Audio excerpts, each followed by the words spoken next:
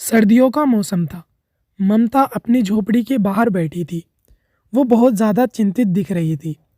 उसको अपनी बेटी प्राची की बहुत ज़्यादा टेंशन खाए जा रही थी। उसके पति का कुछ समय पहले देहांत हो गया था। वो बहुत ज़्यादा गरीब थी और वही काम करके अपनी बेटी को पाला पोसा करती थी।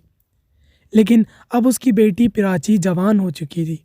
अब उसकी शादी की टेंशन उसे सताने लगी थी। उसके पास इतना पैसा नहीं था कि वो ज़्यादा दहेज देकर उसकी शादी कर सके। जब भी कोई उसका रिश्ता आता वो ज़्यादा बड़ी डिमांड रख देते, जिसकी वजह से ममता को वो रिश्ता ठुकराना पड़ता।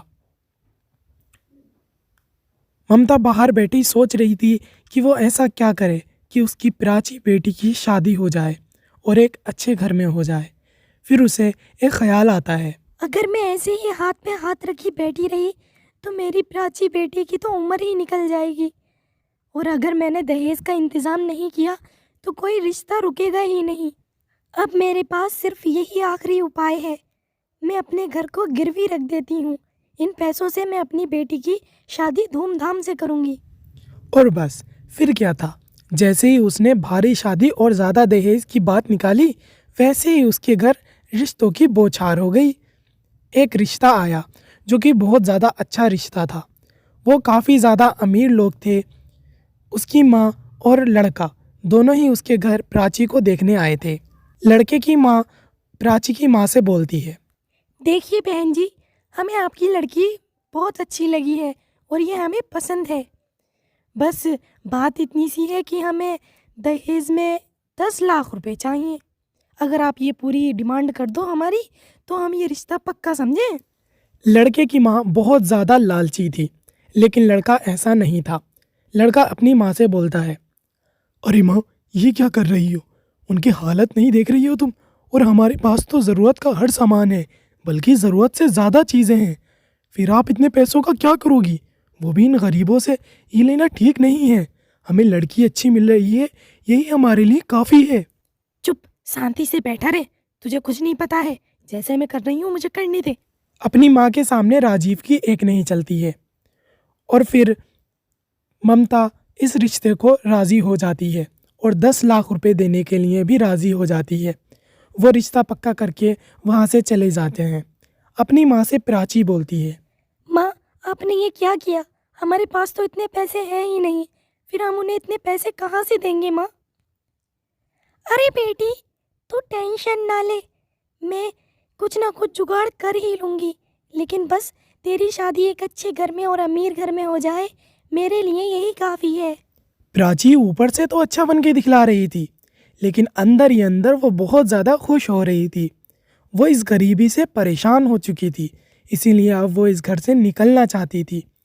और वो इस बात से बहुत ज़्यादा खुश थी कि अब उसका रिश्ता एक अमीर ख़ानदान में हो चुका है।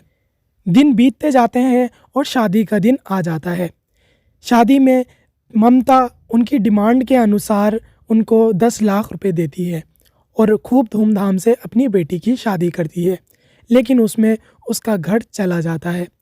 जब उसकी बेटी विदा हो रही होती है तो वो राजीव से बोलती है। राजीव बेटा, मेरी बेटी को खुश रखना। मेरी बेटी को किसी चीज़ की कमी मत होने देना बेटा। आप टेंशन न लो, अब ये मेरी बीवी है, इसीलिए अब मैं इसे कभी किसी चीज़ की कमी नहीं होने दूंगा। आप बेफिक्र रहें।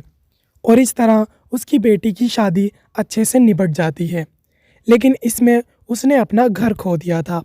उसने अपने घर को गिरवी रख दिया था, लेकिन उसे पैसे लौटाने की मोहलत सिर्फ 5 दिन की मिली थी। 5 दिन में वो इतने पैसे जमा नहीं कर पाती, इसीलिए उसका घर उससे छिन गया। सेठ उसके घर आया और उसे वहाँ से निकाल दिया। प्राची अपनी अमीरी में इतनी धुंध हो गई थी कि उसे अपनी माँ का कोई ख्याल ही नहीं आया और वो रोज़ नए नए कपड़े, पार्टी शार्टी ये सब किया करती, लेकिन अपनी माँ के पास कभी ना जाती। वो तो उस कैद से आज़ाद होना चाहती थी जो कि वो हो चुकी थी। अब उसे वापस लौटने की कोई इच्छा ना थी। वो अपनी माँ के कभी हालचाल भी ना पूछा करती और शादी के बाद से वो अपने घर भी ना गई थी। एक दिन राजीव उससे बोलता है, अरे प्राची, तुमने अपनी माँ के हालचाल भी पूछे हैं? तुम्हारे अलावा उनका इस दुनिया में है ही कौन। और तुम तो ऐसे उन्हें भूल चुकी हो जैसे उनका और तुम्हारा तो कोई रिश्ता ही नहीं है। अरे वो इतनी ज़्यादा गरीब हैं, ज़रा देख तो आओ, थोड़ा बहुत जाके कुछ तो देखो उन्हें। अजी रहने दीजिए, मैंने बहुत गरीबी देखी है और मैं इस गरीबी से पक चुकी हूँ। अब मेरा उस घर से और अपनी माँ से बिल्कुल दिल भर चुका है। मैं नहीं जाऊँगी वापस। अब तो मैं यहीं रहूँगी और अपनी पैसों का रोग झाड़ूंगी। रोग देखा, आज ये मैं नया सोने का मेडल लाई हूँ, अच्छा लग रहा है ना, और ये कपड़े लाई हूँ। प्राची का इतना घमंड देखकर राजीव बहुत ज़्यादा परेशान हो जाता है। वो उससे कुछ नहीं कहता और वो खुद उसकी माँ की खैर खबर लेने के लिए चला जाता है। लेकिन जब वो घर पहुंचता है तो उसे पता चलता है कि उन्हें तो यहाँ से निकाल दिया गया है। ये देखकर वो बहुत ज़्यादा परेशान हो जाता है। फिर वो वापस लौटता है और प्राची के पास आकर बोलता है, प्राची, ओ प्राची, तुम्हें इतना ज़्यादा पैसे का घमंड क्यों आ चुका है? हाँ, तुम अपनी माँ को भी नहीं देख रही हो। अरे कम से कम चली जाओ वहाँ पर और जाकर ढूंढो उन्हें, वो कहाँ हैं। अरे मैं क्यों ढूंढूं उन्हें, घर पर ही होंगी। घर पर? अरे तुम्हें पता है उन्हें तुम्हारी शादी की कितनी बड़ी कीमत चुकानी पड़ी है। तुम जानती भी हो, उन्होंने तुम्हारी शादी के चक्कर में अपना घर गिरवी रख दिया था और टाइम पर पैसे ना जमा होने के कारण उन्हें उस घर से निकाल दिया गया है। वो शादी के सिर्फ 5 दिन बाद ही उस घर से निकल चुकी थी और आज पूरे 2 महीने हो चुके हैं, लेकिन तुमने आज तक उनकी खैर खबर नहीं ली। और वो बेचारी तुम्हारे लिए इतना कुछ कर गई, अब ना जाने वो कहाँ भटक रही होंगी। कम से कम अपनी बेटी होने का फ़र्ज़ निभाओ तुम और जाके ढूंढो उन्हें।